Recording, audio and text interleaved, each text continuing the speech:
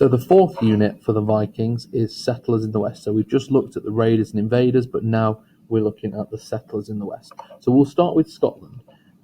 The settlers in Scotland, the first settlement around 800, we've got the settlement in the Shetland Islands and the Orkneys. Now, before 825, there's some settlement on the far north coast of Scotland. However, by 825, there is definitely settlement on the west coast and in the Hebrides.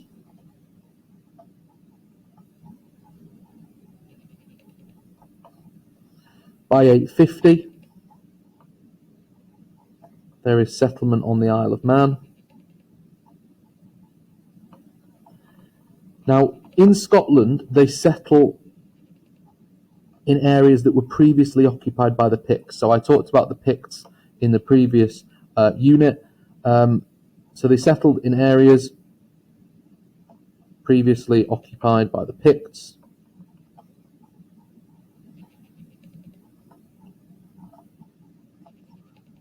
And remember, the Picts are the Scottish people. Now, there are burials in Scotland that tell us that the original Vikings were pagan. So the burials tell us that the first Vikings to settle in Scotland were pagan.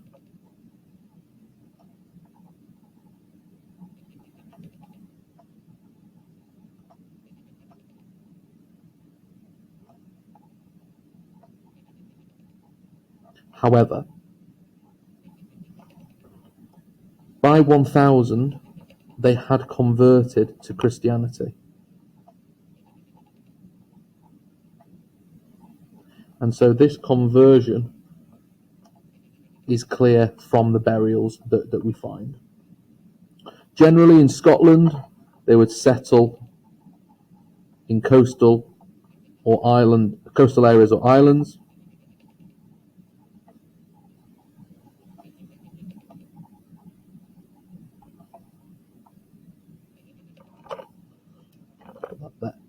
Now, in terms of the control in Scotland,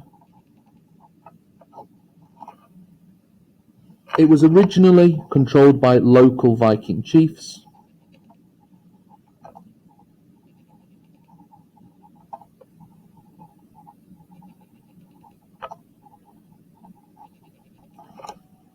However, by 1000, the kings of Norway have created what they call the Earldom of the Orkneys.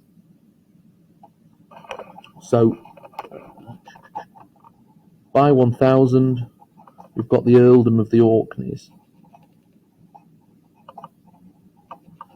And so these Jarls, these chiefs in Scotland, they start to lose their sort of jurisdiction over, their control over these areas.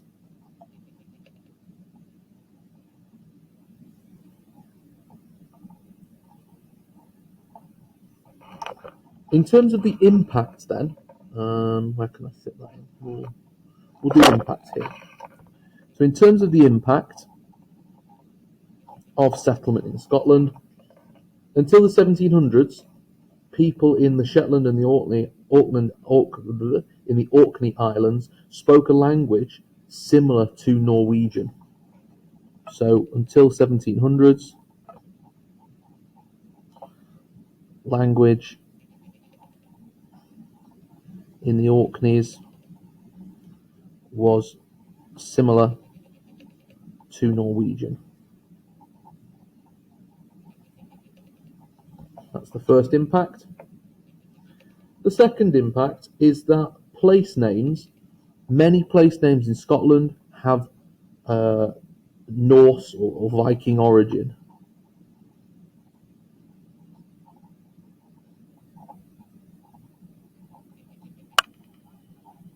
And an example of this is Ness. So somewhere that ends in Ness, Inverness, Loch Ness, meaning a headland.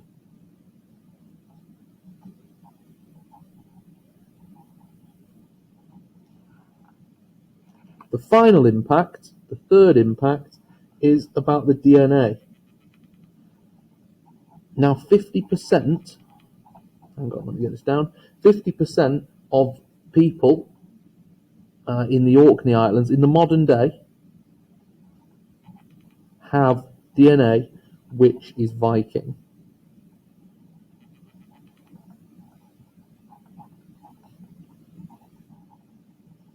So they have Viking DNA in their blood. So, recapping the key parts of Scotland then, we've got 800, we know about the settlement in the Shetlands and the Orkneys. Before 825 on the north coast, by 825 the west coast and the Hebrides, by 850 the Isle of Man. They would settle in areas previously occupied by the Picts. The burials tell us that at first the Vikings settled in Scotland. At first they were pagan, but by 1000 they've converted to Christianity. In terms of the control, the Scottish territories are originally controlled by Viking chiefs or jarls that go over, but by 1000 they're part of the earldom of the Orkneys. And then in terms of the impacts, which I will highlight in pink, until 1700, the language of the Shetland and the Orkneys was similar to Norwegian. Place names in and around Scotland have a lot of Viking origin. For example, Ness, meaning headland, and 50% of the DNA of people in the Orkneys today still resembles Viking DNA and Viking blood. The next place we're going to look at is Ireland and the settlement in Ireland. Now, Dublin is the main base for Vikings in Ireland. Originally established as a long port,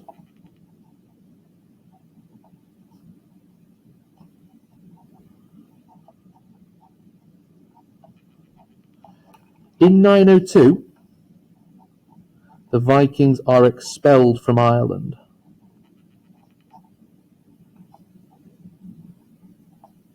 So in 902 they're expelled from Ireland, but in 914 they reoccupy their bases.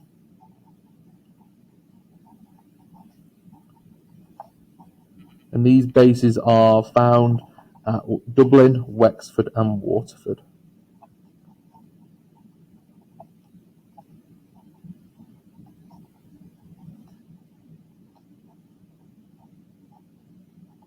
So at Dublin, Wexford and Waterford.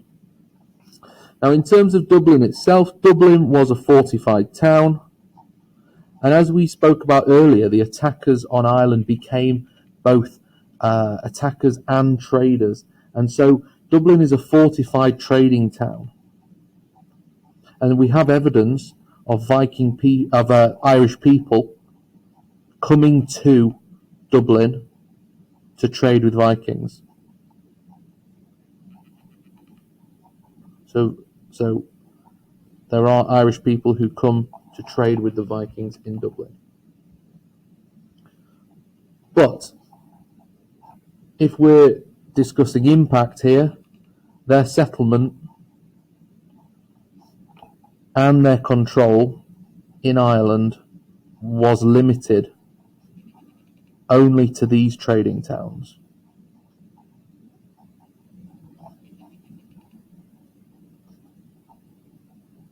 The reason for this is because the Irish chiefs resist any Viking attacks or encroachment into Ireland. So Irish chiefs resist Viking conquer.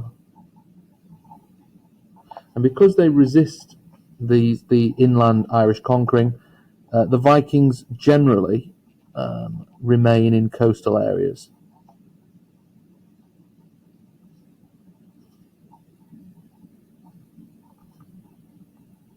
So they generally remain in coastal areas, and we know that from the place names. Many Vikings also intermarry. So in Dublin, I've got some space. Many in Dublin, many intermarry. They convert to Christianity.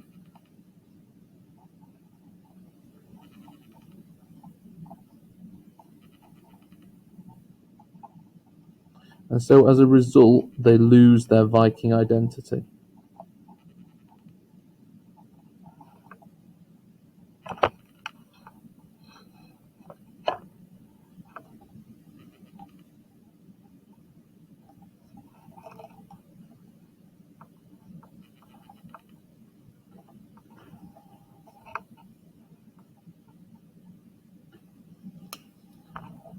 Another impact that the Vikings have in Ireland is on sheep farming and on wool. So the Vikings have a demand for wool.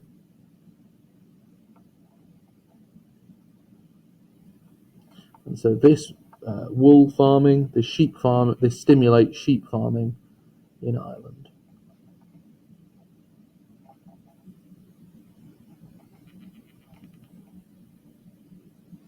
So we'll go through and we'll pick out the key points.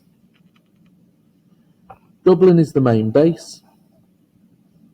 It's a fortified trading town. It's originally established as a long port. Irish people come to Dublin to trade with the Vikings.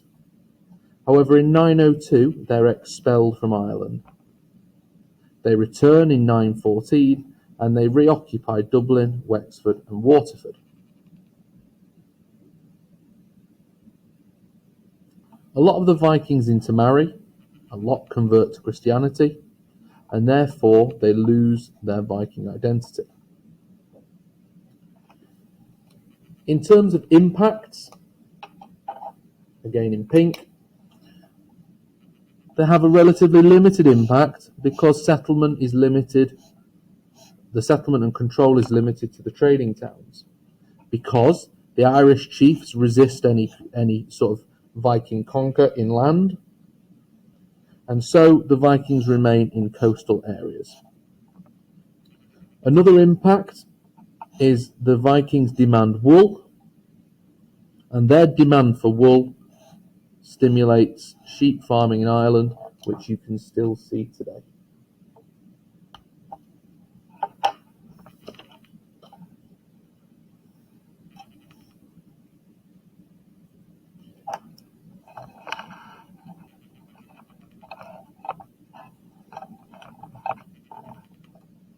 In terms of settlement in the Danelaw, in England, settlement really begins in 878 with the Treaty of Wedmore. So that's linking back to what we were just learning about in the previous unit. So that links because the Treaty of Wedmore creates the Danelaw, which is the first permanent settlement for the Vikings, and they hold it securely for 50 years. So they keep control of the Danelaw for 50 years. This means that Vikings start to settle in England, particularly in the north and east areas.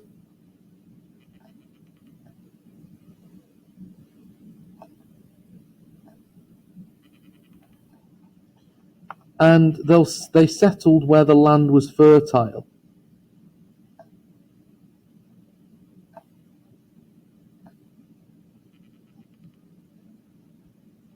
So they settled where the land was fertile, and we're talking about thousands of migrants came from Scandinavia. In terms of their control, the Danelaw was divided into regions called burhs.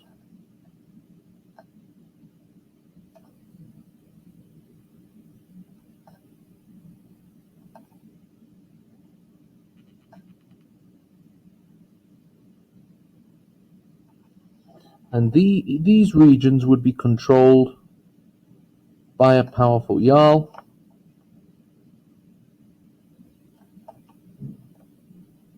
So these regions would be controlled by a powerful Jarl. They continue to control the region, and they live alongside Anglo-Saxons. So they live alongside Anglo-Saxons, they intermarry, and even though this is an area, or they convert to Christianity as well, and even though this is an area of Danish law with Danish customs, they do start to gradually lose their Viking identity.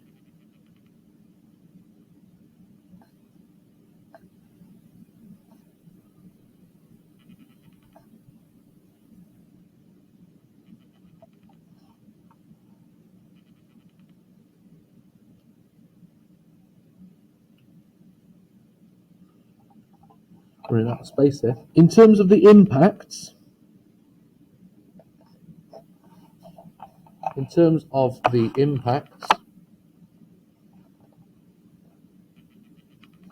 physical evidence of the Vikings is hard to find.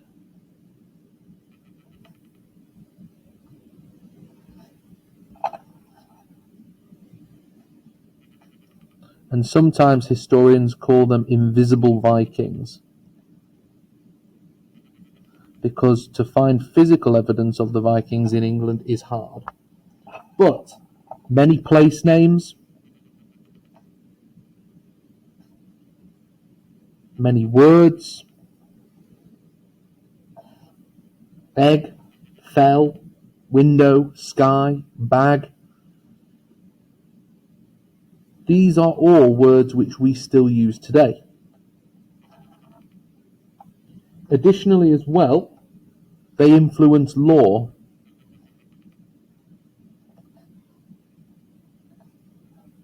And the way that they influence law is through trial by jury.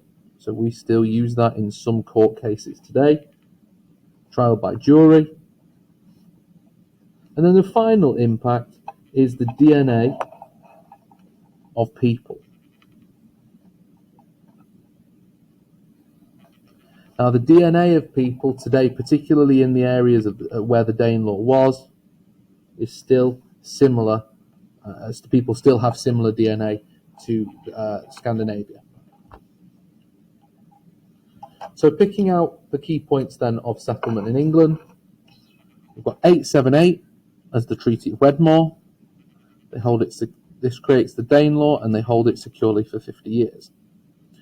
The Vikings settle in England in the north and east in their thousands, and generally they settle where the land's fertile. The Danelaw is controlled by being split into burhs, and a powerful jarl controls each region. The impacts of the Vikings I will highlight in pink. Physical evidence of their impacts is hard to find. We've got the invisible Vikings. But place names, words, the DNA of people, how they influence law, these are all ways in which they impacted Britain. But the Vikings that lived in the Danelaw, even though they are living amongst Danish laws and Danish customs, they will gradually lose their Viking identity, because they live alongside Anglo-Saxons, so they intermarry, they convert to Christianity, and this loses their Viking identity over time.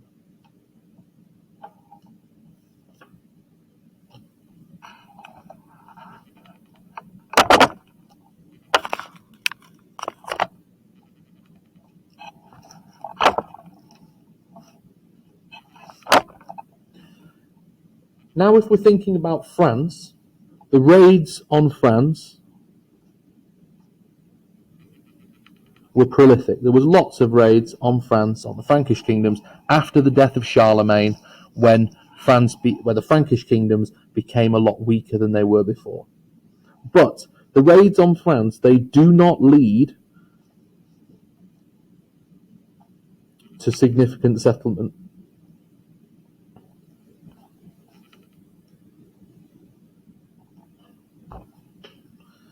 They do not lead to Viking settlement, but there is one example, and this one example is a very successful settlement. So the one exception to that rule is the settlement in what becomes Normandy, or the Normans.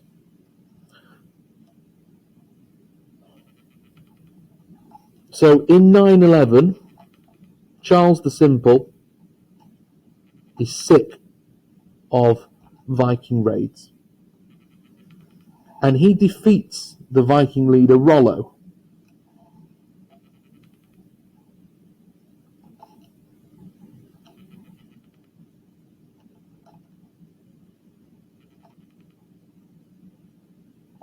Now, he offers Rollo area in northern France, including Rouen,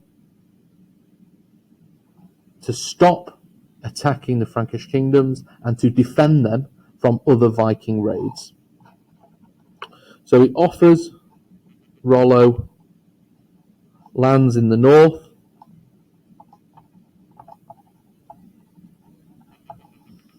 and in return he has to stop attacking the Frankish kingdoms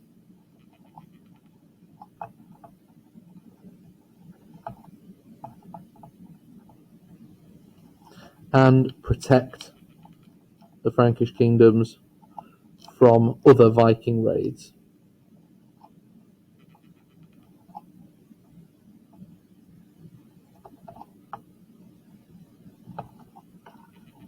So this is significant because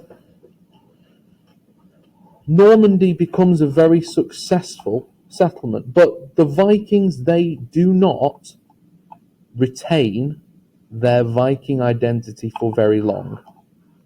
They very quickly take on French culture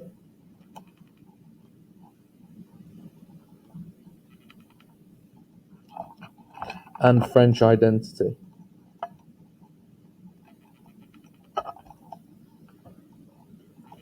It's important to know as well that not as many Vikings settle in France as in other areas.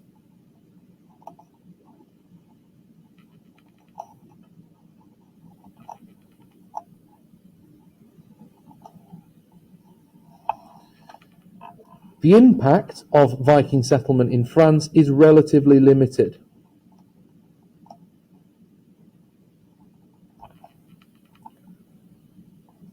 Particularly limited to do with place names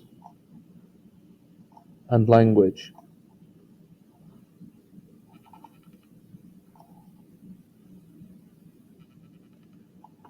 We also know the impact is limited because there is less evidence of DNA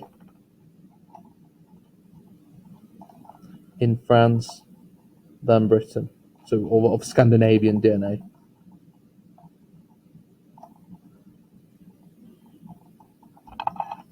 So in terms of France, key points: raids on France generally don't lead to significant settlement, but the example in 9/11 is the one exception, which creates Normandy. Rollo is offered lands in north of France as long as he stops attacking and he protects them from other Viking raids. As a result, they settle in the northern lands, which becomes Normandy. But the impact is limited, particularly on place names and language, and we know that the impact is limited because there is less Scandinavian DNA in France than there is in Britain. Reason why the impact is limited: they very quickly take on French culture and identity, they lose their Vikingness very quickly, and there are not as many Vikings that settle in France as other areas.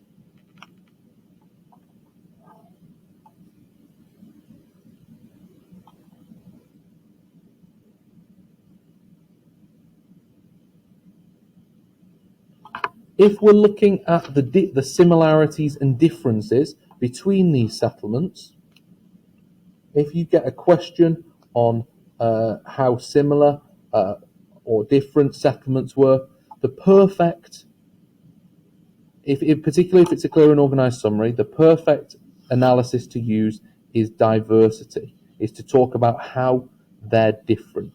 So I'm going to use this resource, which again I gave to my class, where we can see similarities and differences, and I'm just going to talk you through them, and you can make notes on these. So between Scotland and England then, similarities are, they're similar because the Vikings adopt local customs. So in England, they use hogback tombs,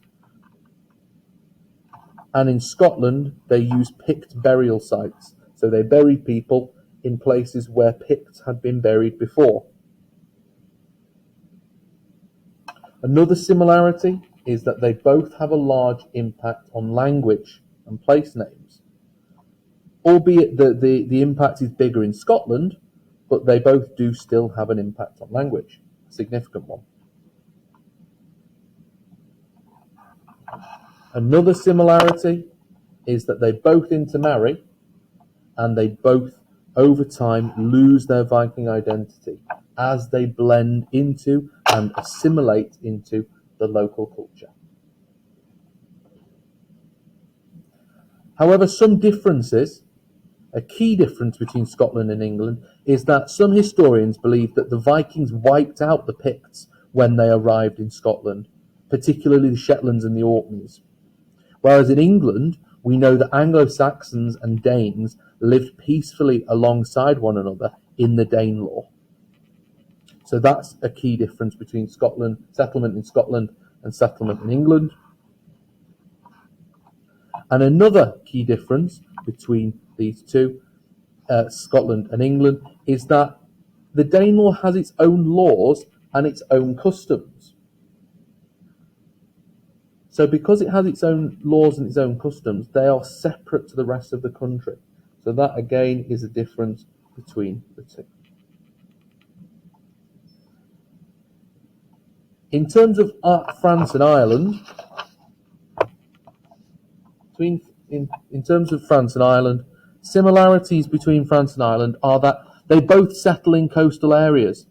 The Vikings don't settle far inland in either France or Ireland. In France, they're given the land on the north coast by Charles the Simple, and in Ireland, they can't advance because the Irish chiefs prevent them from doing so. And we can see this through a lack of Viking place names. Another similarity between France and Ireland, the settlement, is that they both assimilate and lose their identity quickly. This happens through the intermarrying and adoption of Christianity. And then these 2 points link together, that there is minimal impact on place names away from coastal areas. However, the differences between France and Ireland are that the Vikings in France are given this territory by Charles the Simple in 911, whereas the Vikings in Ireland had to fight to regain Dublin in 914, or Dublin, Waterford and Wexford. So the Vikings are given the land, whereas the Vikings have to fight to regain it in Ireland. Another difference is that it's relatively peaceful interaction in Ireland once the lands are recaptured, whereas Vikings from other tribes continue to raid after Rollo was given lands. So even after Rollo is given lands, and his job is to sort of prevent other attacks, there are still other Viking tribes and clans which attack the Frankish kingdoms. Finally, France does keep, or the Normans do keep, some elements of Viking identity, such as the Skald, whereas in Ireland we have no evidence of Viking identity in Gaelic Irish culture. Okay, so there's some of the similarities and the differences between the two. Unfortunately, I don't have the space on here to make those notes for you. Now let's focus specifically on go back to England, and we're going to look at Jorvik. Now, Jorvik was the centre of the Danelaw.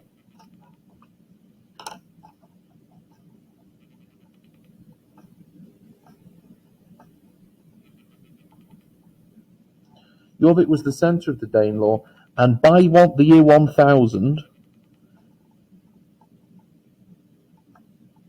it had a population of 10,000, which is really significant for the time, really significant. It's a very important trading town.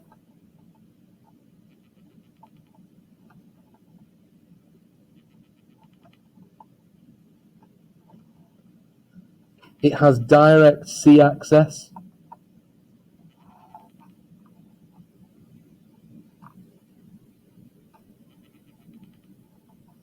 And the Vikings even minted their own coins there.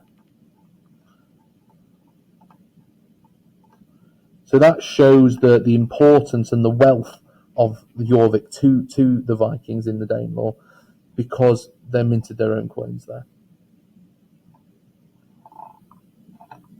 Houses were tightly packed together.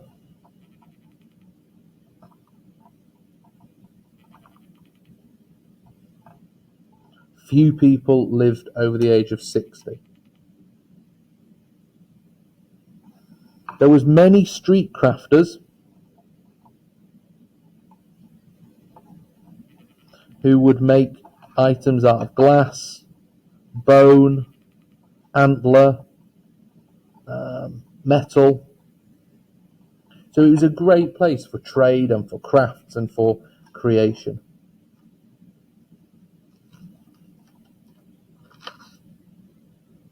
Jorvik has extensive trade links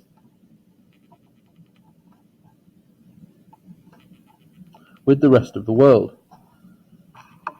There's evidence of trade from Germany, from Constantinople, from Baghdad,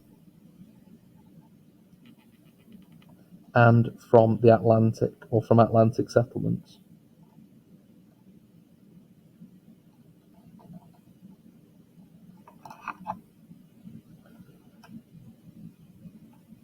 The Coppergate dig is something that revealed a lot of things about Jorvik.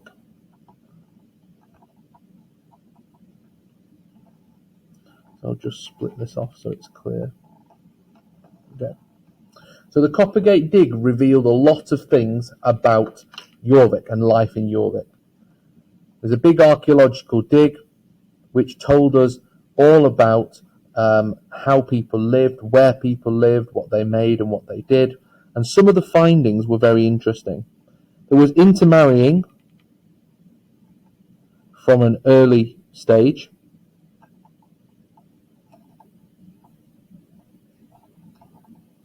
So there was intermarrying from an early stage. The Vikings lived alongside the Saxons, and they lived very similarly.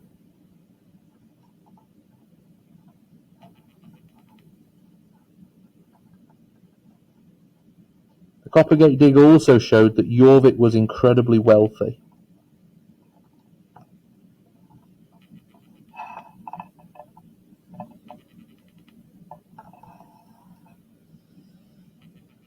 And the final thing about the Coppergate dig was it showed it had trade connections all around the world.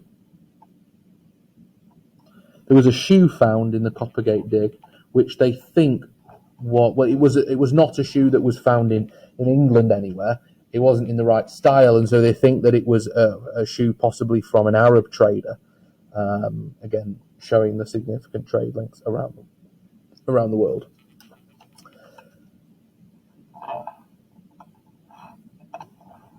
The very final thing on Jorvik is about sort of the blend in culture.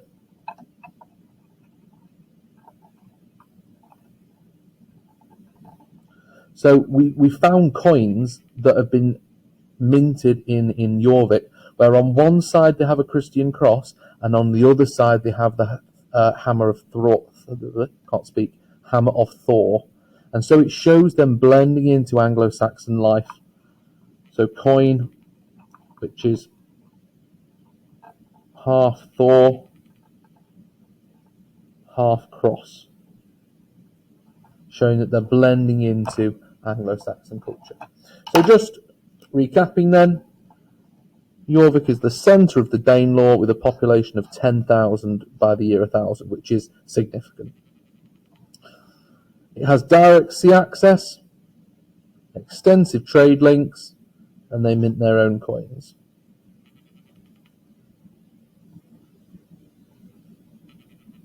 The Coppergate dig shows that there is intermarrying from an early stage, and they lived very similarly to the Saxons, and this shows us that Jorvik is very wealthy.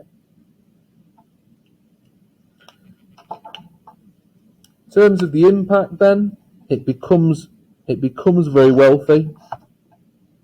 It has trade connections from all over the world. There is a blending culture as well. The Vikings start to blend in, and an example of this, their assimilation, is the coin that was found with Thor's hammer on one side and the Christian cross on the other.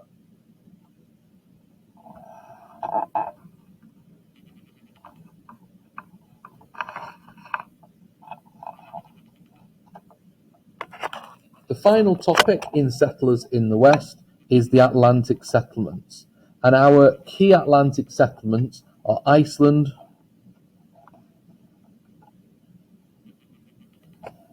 Greenland,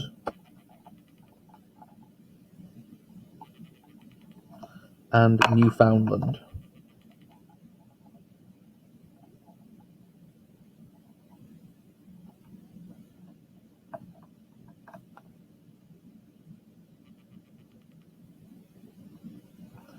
Now, Iceland was discovered first when Vikings were blown off course.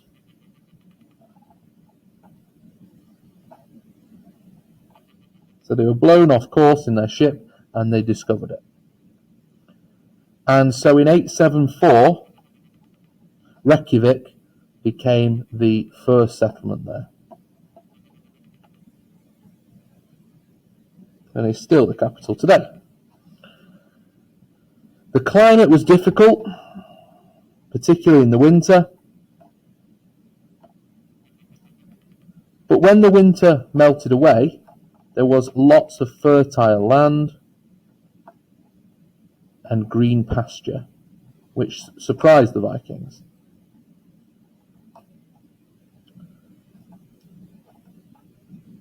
They recreate the Althing, and they have a law speaker.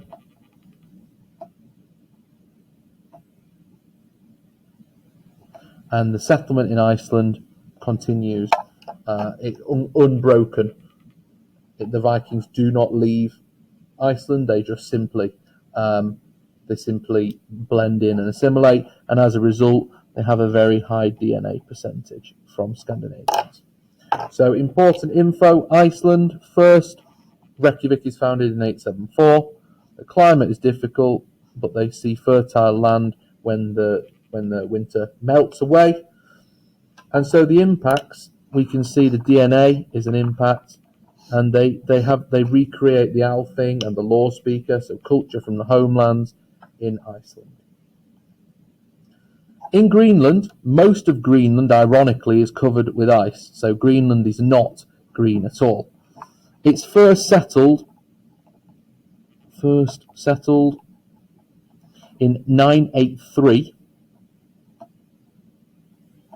when Eric the Red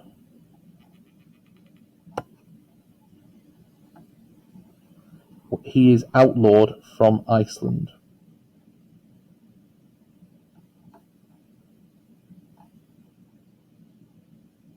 So Eric the Red is outlawed from Iceland, and the climate is much like Norway. It's cold, it's inhospitable, but he tries to attract other settlers. And because of the climate, so the climate is very poor, they are heavily reliant on trade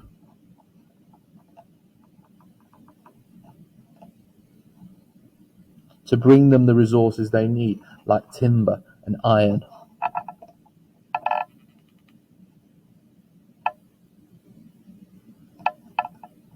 So what they do is they make items like combs out of materials found nearby, sort of walrus ivory, for example. So they use the walrus ivory to create items which are then traded for things they need with the English and Scottish Vikings.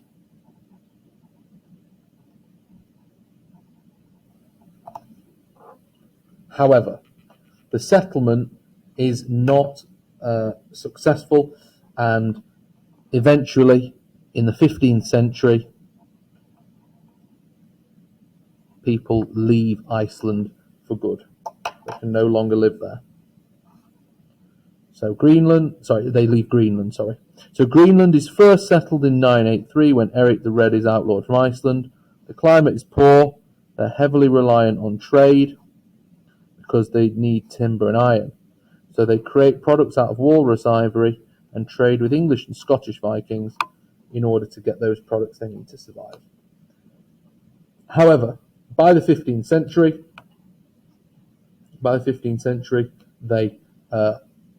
the settlement there dies away. In terms of impact and significance, you could talk about its significance because they are very reliant on trade, but they're very resourceful. They're incredibly resourceful, and I'll write that in there because they are incredibly resourceful to live in this climate that is very, very hostile, and yet use the walrus ivory to trade for timber and iron that they need to survive. The final settlement we'll just talk very quickly about. It is Newfoundland. There is some evidence to suggest that there may have been a small settlement at Newfoundland, but historians don't believe that it lasted for more than 20 years. So that's off the coast of North America.